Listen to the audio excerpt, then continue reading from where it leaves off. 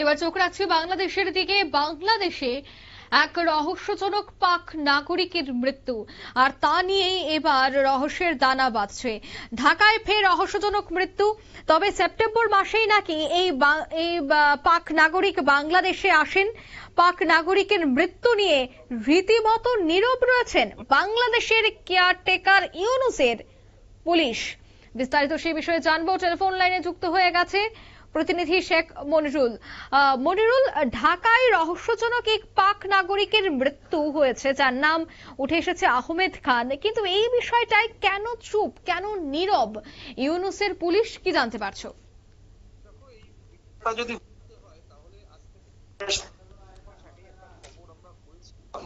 যে ঢাকাতে বিগত 6 মাস ধরে প্রায় 15 জন মানুষের মৃত্যু হয়েছে, যারা বিভিন্ন বিদেশি নাগরিক। তার মধ্যে একজনের নাম খুব আলোচনায় এসেছে। তিনি মার্কিন একজন গোয়েন্দা শাখার বড় অফিসার। ঢাকাতে তার দেহ উদ্ধার হয়েছে। এছাড়াও তুরস্ক, পাকিস্তান এবং আমেরিকার বেশ কয়েকজন নাগরিকের মৃত্যু হয়েছে, কিন্তু কোনো নাগরিকের মৃত্যুর তথ্য ঢাকা কিন্তু প্রকাশ করেনি। তবে এই বিষয়টা কিন্তু প্রকাশ্যে এসছে যে ঢাকার একটি হোটেলে রহস্যজনক ভাবে মৃত্যু হয়েছে পাকিস্তানি এক নাগরিকের, যিনি সেপ্টেম্বর মাস থেকে চট্টগ্রামের কর্ণফুলী এলাকার একটি শিল্প প্রতিষ্ঠানে টেকনিশিয়ান হিসাবে কাজ করছিলেন। এবং তিনি মনে করা হচ্ছে, যেটা আন্তর্জাতিক গণমাধ্যমের যেটা অভিযোগ, তিনি আইএসআই এর মূলত এজেন্ট ছিলেন বা আইএসআই এর বড় কোনো আধিকারিক ছিলেন। পাকিস্তানি সেনাবাহিনীর সদস্যরা প্রায় 74 জন সদস্য ইতিমধ্যেই বাংলাদেশে কিন্তু এই মুহূর্তে অবস্থান করছে।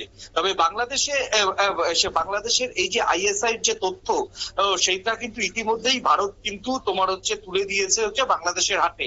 এবার আসি মৃত ব্যক্তির নাম আহমেদ খান, 38 বছর বয়স, যিনি গত 15ই সেপ্টেম্বর মূলত কর্ণফুলীর এই ইন্ডাস্ট্রিয়াল এরিয়ায় অবস্থান করছিলেন।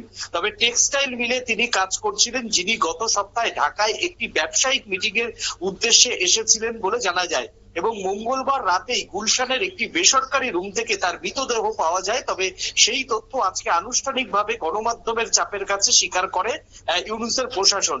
পুলিশ প্রাথমিকভাবে তদন্তের মৃত্যুর কারণ হিসাবে হার্ট অ্যাটাকের কথা জানিয়েছে। তবে মৃত নাগরিকের লাশ নিয়ে পাকিস্তান থেকে শনিবার মানে লাশ, তার যে দেহ, সেটা হচ্ছে তোমার ইসলামাবাদে পৌঁছেছে।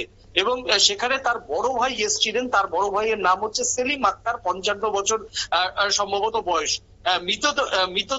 মৃতদেহর পোস্টমর্টমের যে রিপোর্ট, সেই রিপোর্ট যখন এই সেলিম আক্তারকে প্রকাশ করতে বলা হয়, তিনি কিন্তু অস্বীকার করে। তারপর থেকে কিন্তু সন্দেহ আরো বাড়তে থাকে। এবং তোমার হচ্ছে এই সেলিম আক্তার, তিনি কিন্তু তার ভাই কি কাজ করতেন, কোথায় চাকরি করতেন, সেই বিষয়ে কিন্তু কোনো রকম উত্তর দিতে পারেনি। অর্থাৎ তাহলেই পরিষ্কার বোঝা যাচ্ছে যে পাকিস্তানি এই যে নাগরিকের মৃত্যু নিয়ে কিন্তু আরো ধোঁয়াশা তৈরি হয়েছে। এবং সেই জায়গাতে কিন্তু এখনো পর্যন্ত কোনো সরকারিভাবে তথ্য প্রকাশ করেনি কিন্তু তোমার হচ্ছে বাংলাদেশের সরকার। এক কথায় পাকিস্তানি নাগরিকের একজনের মৃত্যুতে বাংলাদেশের গণমাধ্যমে কিন্তু যথেষ্টই জল্পনা কে এই পাকিস্তানি নাগরিক। তবে আন্তর্জাতিক গণমাধ্যমগুলো কিন্তু ইতিমধ্যেই তার ছবি প্রকাশ করে, যদিও আমরাও তার ছবি ইতিমধ্যেই প্রকাশ করেছি, তিনি আইএসআই এর এজেন্ট। এবং কে এই আইএসআই এর এজেন্টকে এই গুলশানে একেবারে এত বড় গুলশানের অভিজাত হোটেলে তাকে মারলো, তা নিয়ে কিন্তু ইতিমধ্যেই জল্পনা শুরু হয়েছে। তবে বাংলাদেশের প্রথম সারির কয়েকটি সংবাদ মাধ্যমের সাংবাদিকদের তারা প্রকাশ না করলেও, সাধারণত কর্ণফুলীর এই গার্মেন্টস কোম্পানিগুলিতে যারা চাকরি করে, তিনি একজন যদি সাধারণ ইলেকট্রিশিয়ান হয়, তাহলে কিন্তু দীর্ঘদিন এত বড় অভিজাত হোটেলে তার বাস করাটা কিন্তু মানে অর্থনৈতিক কারণেই সম্ভব না।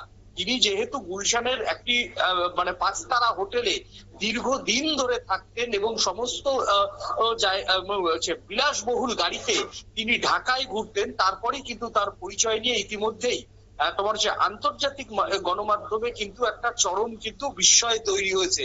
তবে কারুর অভিযোগ, তিনি পাকিস্তানের আইএসআই এর হয়ে কাজ করতেন এবং কে বা কারা তাকে শেষ পর্যন্ত বিনাশ করলো, তা নিয়েও ইতিমধ্যে জল্পনা চলছে।